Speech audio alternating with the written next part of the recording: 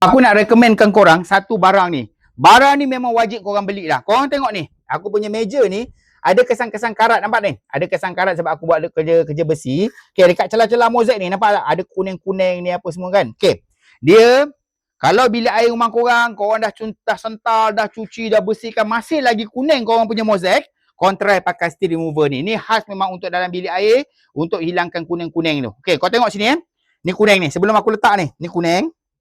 Sini kuning. Mozaik sini semua kuning, betul? So, aku letakkan saja ni. Lepas aku letakkan saja kat sini, dia dah berbuih dah. Dah.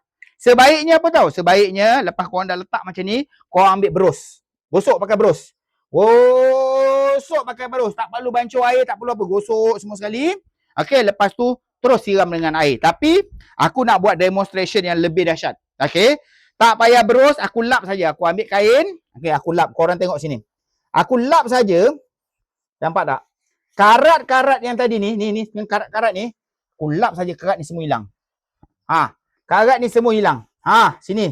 Bersih terus ni. Kat celah-celah ni tadi, kuning-kuning kan? Semua bersih. Tapi mesti korang cakap, alah bang, tadi abang tak lap dulu. Tanta benda tu memang boleh tanggal dengan mudah. Okey, sini bang.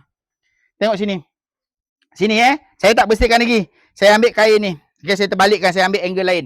Okay, saya lap. Saya lap kat sini. Ni, kat celah-celah kuning ni. Tengok, boleh hilang tak? Memang tak boleh hilang bang. Betul. Okey, saya ambil yang ini. Tengok, saya letakkan sini. Okey, saya letakkan sini. Saya tuang dekat sini, celah ni. Saya tuang dekat sini. Tuang kat sini. Dah, settle. So, saya ambil kain ni lagi sekali. Okey.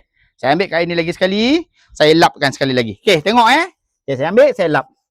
Nampak tak? Dekat celah-celah tu, semua hilang. Ni, sini, karat sini. Lap terus.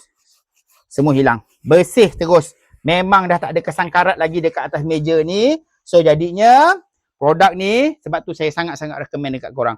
So, kalau korang nak, korang ambil sekarang, korang grab sekarang, sebab harga dia ni, tak kata mahal, tak adalah mahal, nak kata murah, tak ada murah, tapi barang ni memang betul-betul berkualiti. Okay, korang grab sekarang ni. Pergi dekat dalam kuning aku. Okay, Assalamualaikum.